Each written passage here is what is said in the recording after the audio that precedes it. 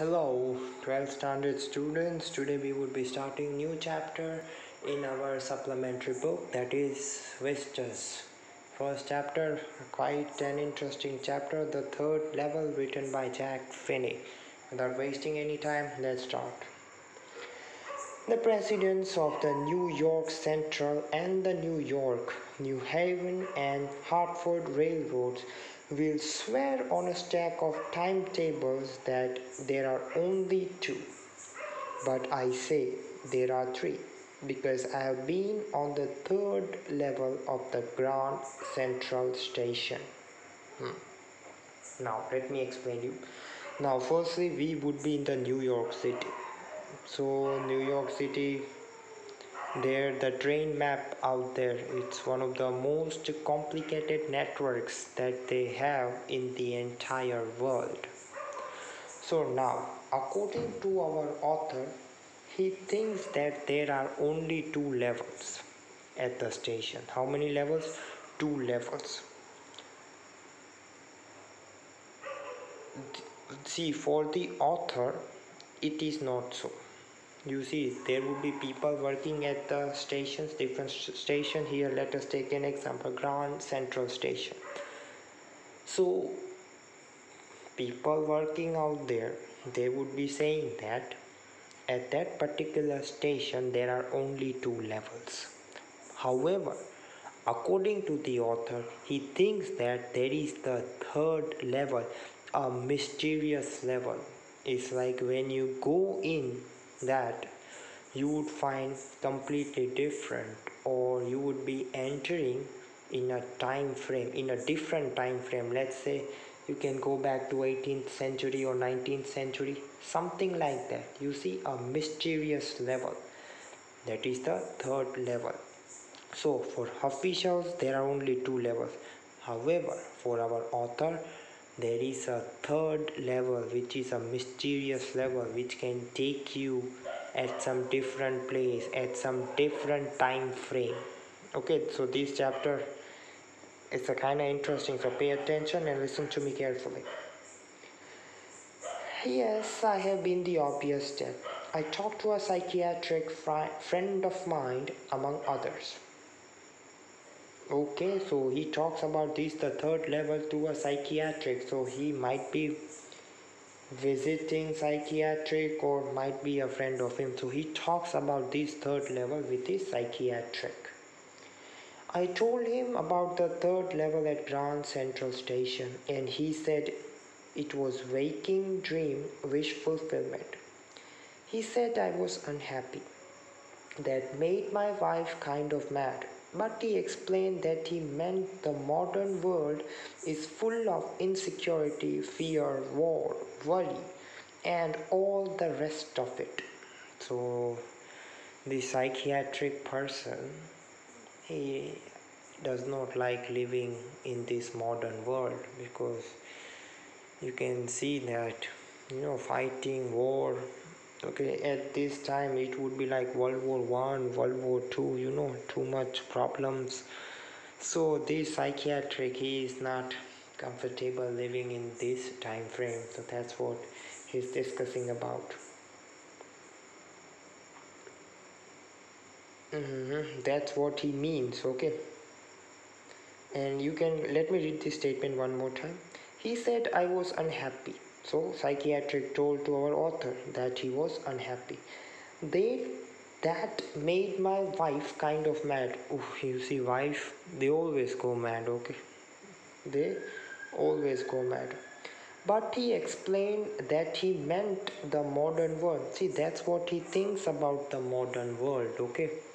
So he might not like it, judging from the things that he is describing in this paragraph. And yes, you see, it's clearly written that he wants to escape. Let me read it one more time. The modern world is full of insecurity, fear, war, worry, and all the rest of it. And that I just want to escape.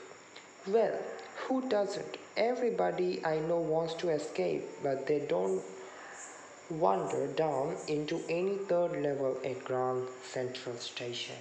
You see, Grand Central Station is a one of the main stations out there at New York City. Okay, so New York City has different parts like Queens, Borough, New York, and Brooklyn. They're all different parts. So out there, somewhere there is this Grand Central Station. So even psychiatric, even he wants to escape. He's just adding that. And not just him, there would be other people too. However, these people are not searching for the third level at the Grand Central Station. It means if you go to the third level of the Grand Central Station, they might take you to someone else or a complete different time frame. It might be future time frame or a past time frame, we do not know, or to someone else. Personally we do not know about that, so we have to read to find out where he would be taking that. Now, but that's the reason he said, and my friends all agreed. Everything points to it. They claim my stamp collecting, for example, that's a temporary refuge from reality. Well, maybe, but my grandfather didn't need any refuge from reality. Things were pretty nice and peaceful in these days from all I hear, and he started my collection. It's a nice collection too. Blocks of 4 of practically every US issue, first day covers and so on. President Roosevelt collected stamps too. Okay. Now what we can understand in the second paragraph, first we can clearly see that our author, now he has a hobby, and what's the hobby that he has? Of collecting stamps. Not just he, even his grandfather was collecting stamps. Even his grandfather was collecting stamps. Okay, and he's even just adding that even President Roosevelt, so the Roosevelt was one of the presidents of United States, okay, very good person. Even he adds up that, so see, he wants to convey that collecting stamp is not a stupid hobby. He wants to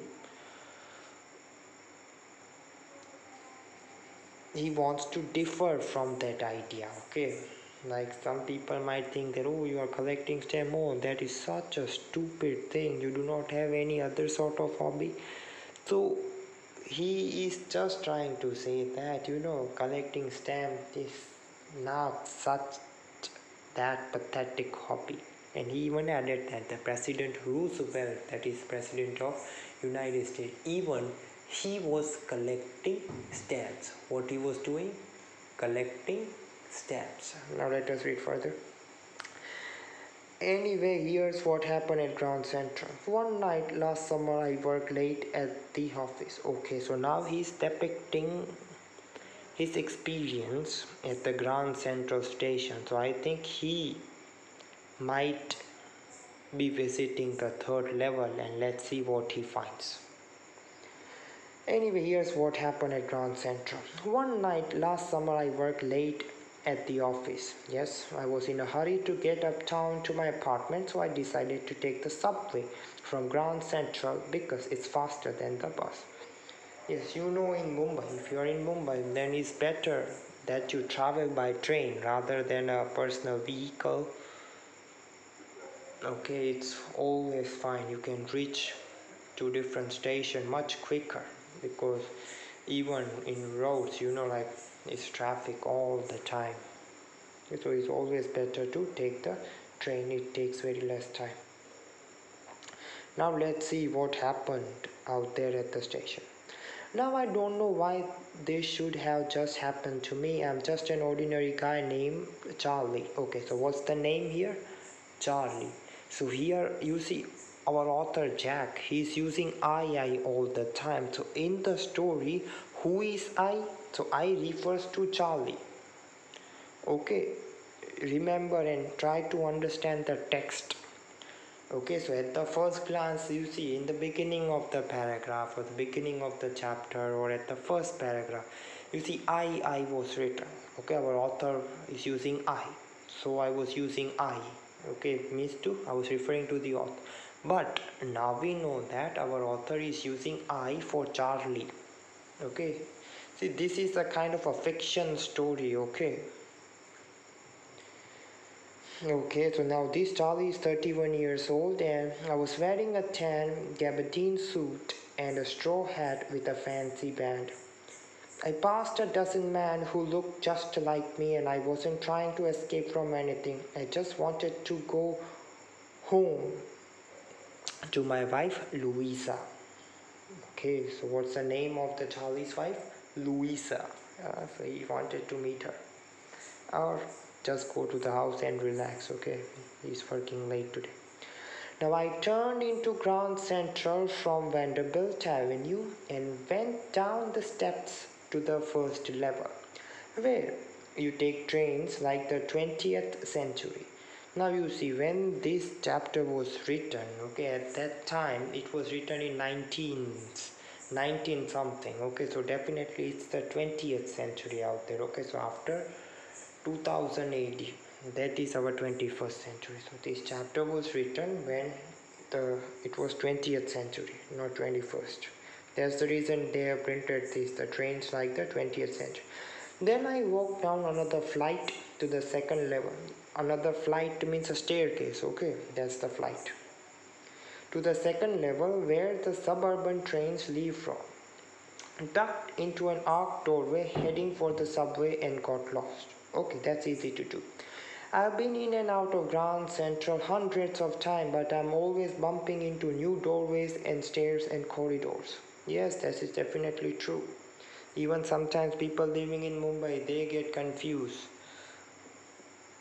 about the train, so they keep asking the other people, especially communers, so that they don't get lost and waste their time.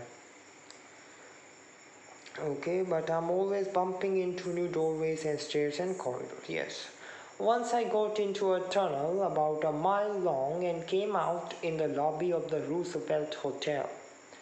Another time I came up in an office building on 46th Street, 3 blocks away. Okay, nothing interesting happened. He's just depicting all these things that came. Now let us see what happens. We are interested in the third level. We want to see what happens there. Sometimes I think Grand Central is growing like a tree, pushing out new corridors and staircases like roots. There's probably a long tunnel that nobody knows about filling its way under the city right now, on its way to Times Square. You see, Times Square is a very famous place out there, okay? You might be familiar with that Times Square. Okay, so he might be thinking, or not might be, actually this Charlie is thinking that there is definitely a secret tunnel where it leads to somewhere else, where we don't know, and maybe another to Central Park, and maybe because for so many people through the years, Grand Central has been an exit, a way of escape. Maybe that's how the tunnel I got into, but I never told my psychiatric friend about that idea. Now he's talking about these mysterious tunnels that leads to somewhere else in the future, past, who knows. Okay, now you see this corridor, he's entering into doors, different doors, and I think when he would be opening one door, he would be entering into this mysterious level, third level. Nobody is aware about it. But the Charlie is, let's see what happens. Okay, we have to read the chapter. Okay, now the corridor I was in began angling left and slanting downward, and I thought that was wrong, but I kept on walking. Okay, now he's going into that mysterious thing. Okay, now let us see what happens and where he is reaching. All I could hear was the empty sound of my own footsteps, and I didn't pass a soul. Okay, so when he was going to that way, no one was around, and he was able to listen his own footsteps. Then I heard that sort of hollow roar ahead, that means open space and people talking. The tunnel turned sharp left. I went down a short flight of stairs and came out on the third level at Grand Central Station. Now you see, somehow, in some way, he reached to the third level of Grand Central Station. And now let's see what kind of people he meets out there at the third level of Grand Central Station. Let us see. For just a moment I thought I was back on the second level, but I saw the room was smaller. There were fewer ticket windows and train gates, and the information booth in the center was wood and old looking. So I think he might be going in the past. Some, let's say 18th century or 19th century. Let's find out. It means everything is looking kind of old. Now let's see what kind of people he's saying. Okay.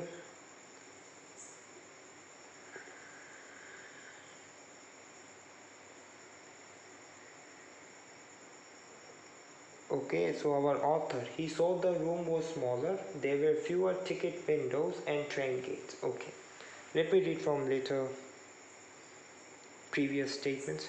The tunnels turned sharp left. I went down a short flight of stairs and came out on the third level at a Grand Central Station. Yes, he reached the third level. For just a moment I thought I was back on the second level, but I saw the room was smaller.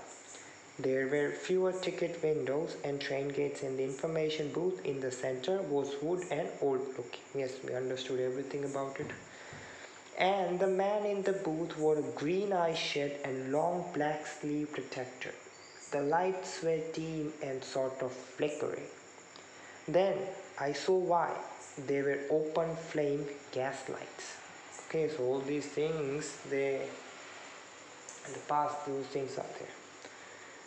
There were brass spittoons on the floor, and across the station a glint of light caught my eye. A man was pulling a gold watch from his vest pocket. He snapped open the cover, glanced at his watch, and frowned.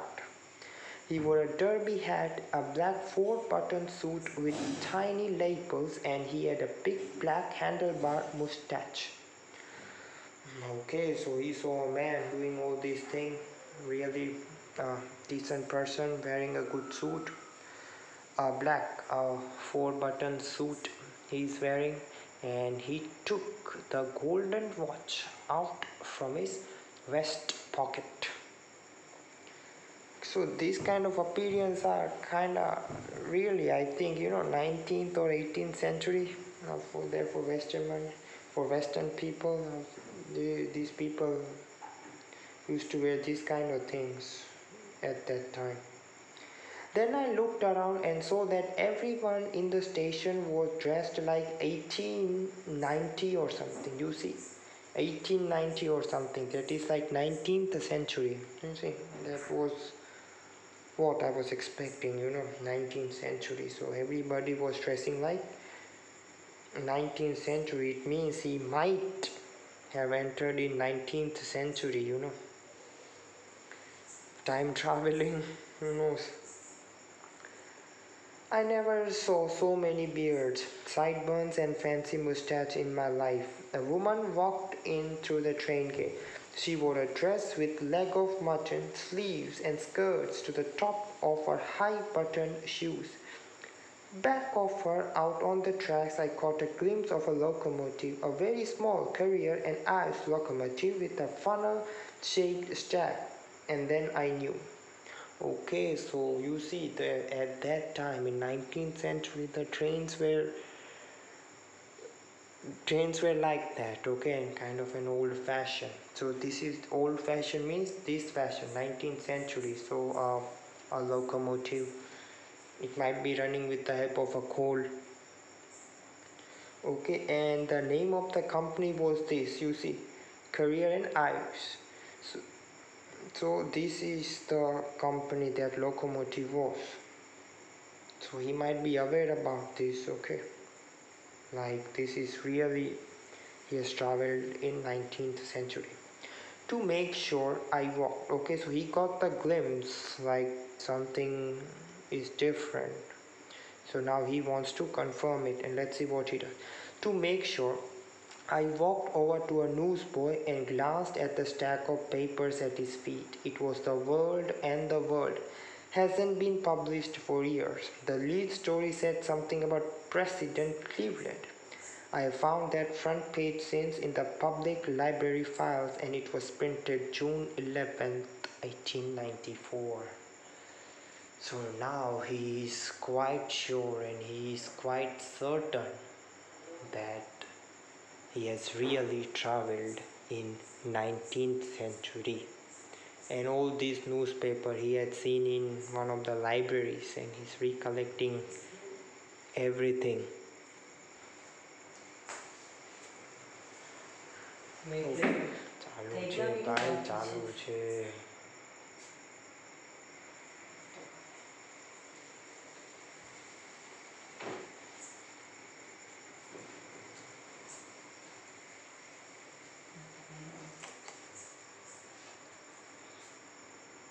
Alright, so even the date is published, so now he is quite certain that the time frame in which he is June 11th, 1894. So it means he has really entered the third level.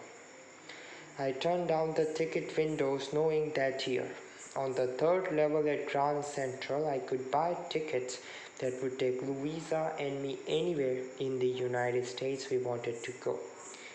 In the year 1894, and I wanted 2 tickets to Galesburg, Illinois. Okay, so he wants to visit one of the cities in Illinois, that is one of the states in United States.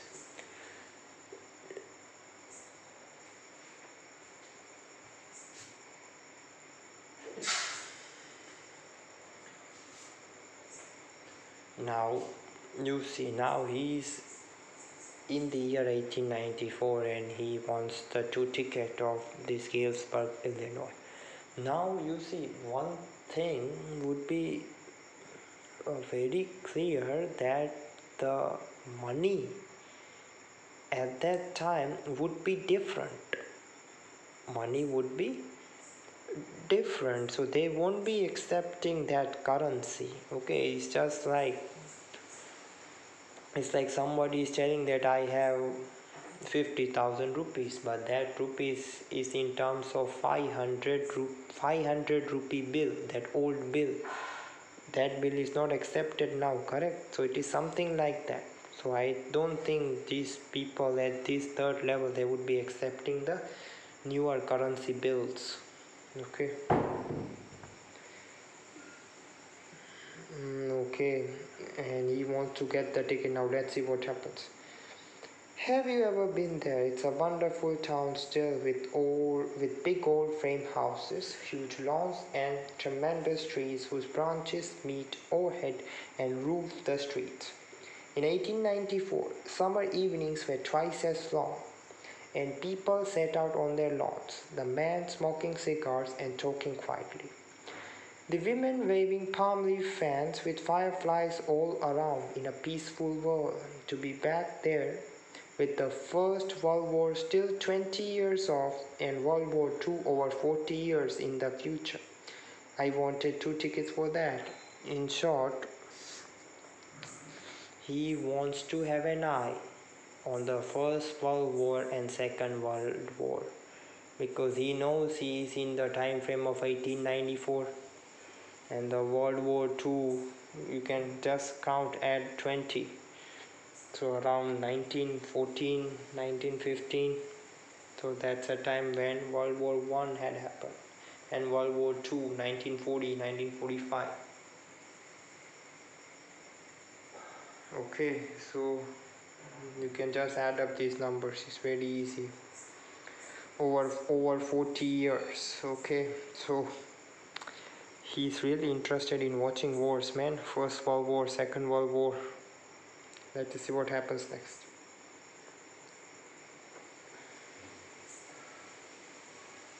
Okay.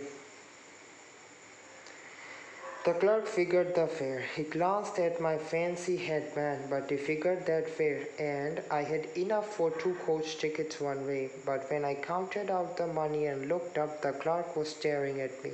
He nodded at the bills. "That ain't money, mister," he said, "and if you're trying to skin me, you won't get very far." In short, he's trying to say that if you are trying to cheat me, then I would be making you arrested. Okay, he would be telling to cops, and cops means police, and they would arrest him. So you see the money problem I was telling you about, he's facing the same problem. Okay. Okay, and he glanced at the cash drawer beside him. Of course, the money was old-style bills, half again as big as the money we use nowadays and different looking. I turned away and got out fast. There's nothing nice about jail even in 1894. Definitely. Okay, so I think he might be coming out of the third level. Okay, just try to read very interesting chapter. Okay, pay attention. And now dogs are not barking. And that was that. I left the same way I came, I suppose. Okay, so he came out of the third level hoping that he would be returning. Okay, I don't think he can get there again. Let us just see. Okay, so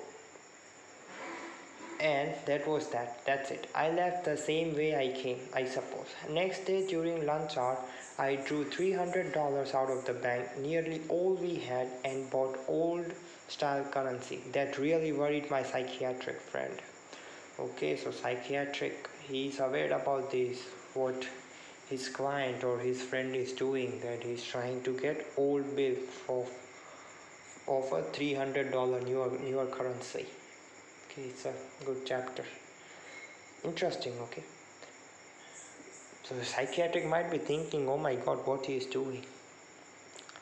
You can buy old money at almost any coin dealers, but you have to pay a premium. My $300 bought less than 200 in old style bill, but I didn't care. Eggs were 13 cents a dozen in 1894.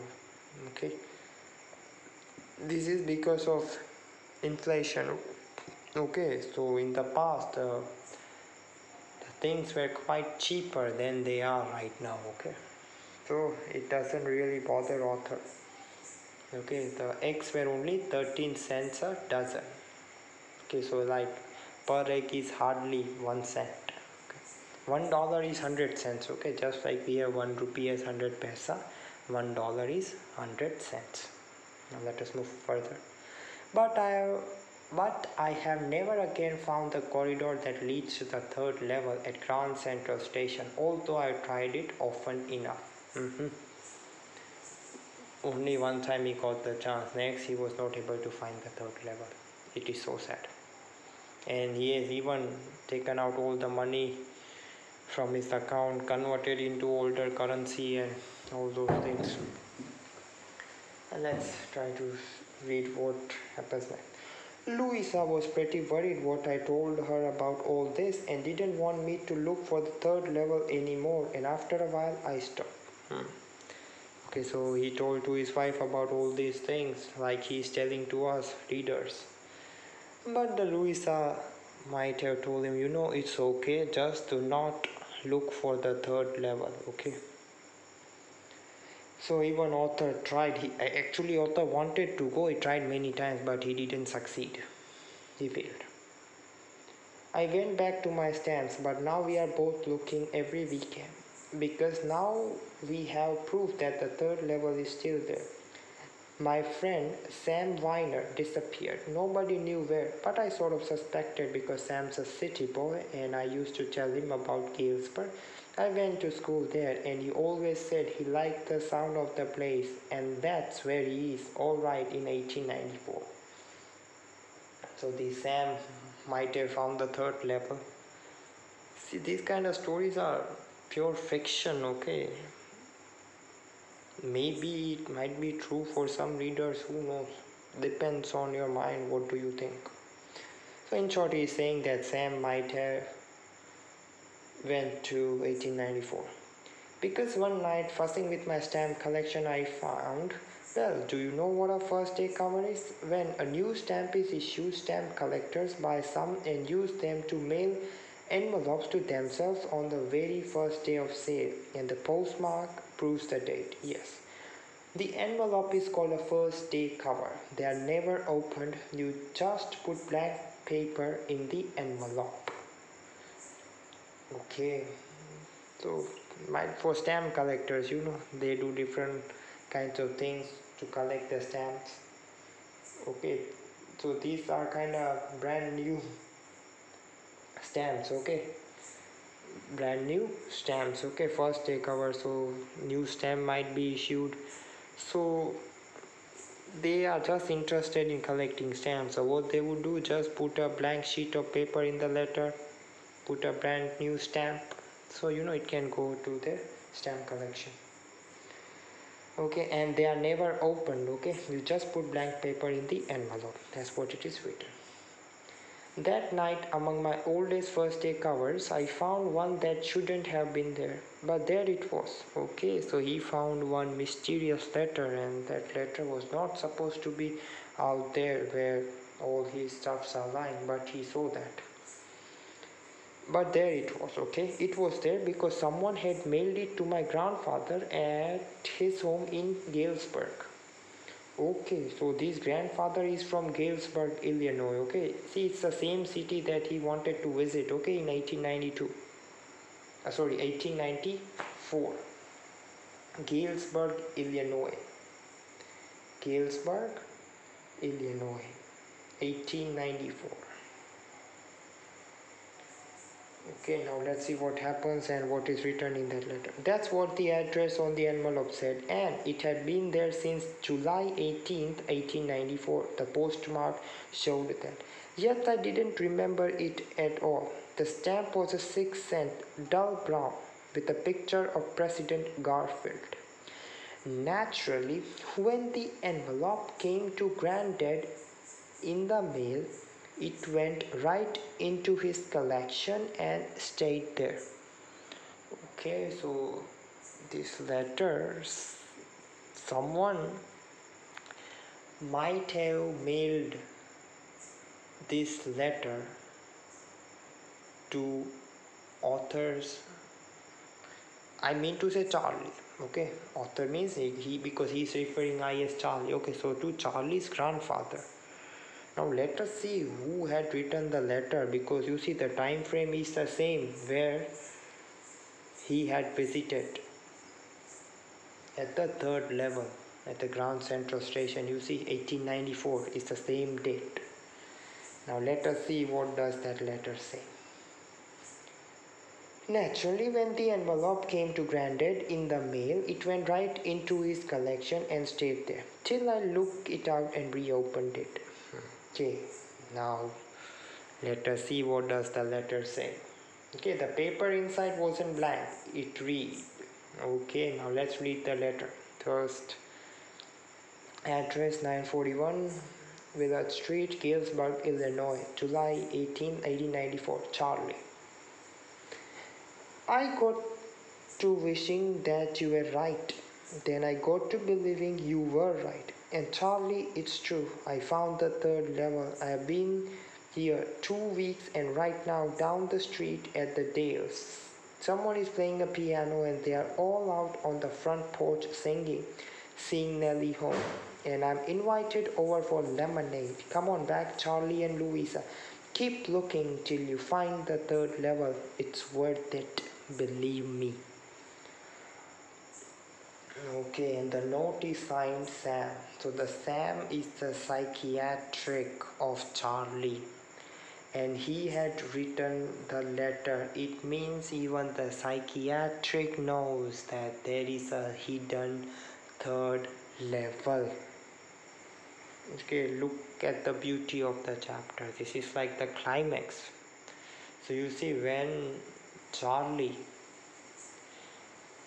had changed his bills into older currency bills, so you see at that time it was printed that psychiatric was worried. So psychiatric is none other than Sam. Sam is the name of that psychiatric. Okay, what's the name? Sam. So even Sam might be telling to Charlie's grandfather, like, keep trying, you can get the third level. And he even told that, or he's even writing in the letter that he's in that third level, or he might have older currency, so he might have traveled, and he's saying that he's out there at the third level since last 2 weeks. You see, as it is clearly written in the letter. And he's even insisting his wife to join. Okay, you see, come on back, Charlie and Louisa, keep looking till you find the third level. It is worth it, and believe it. Okay, you can see how beautiful the chapter is. At the stamp and coin store I go, I found out that Sam bought $800 worth of old style currency. You see, Sam, the psychiatric, had visited third level, and he had did this transaction of converting the new bills into older bills worth $800.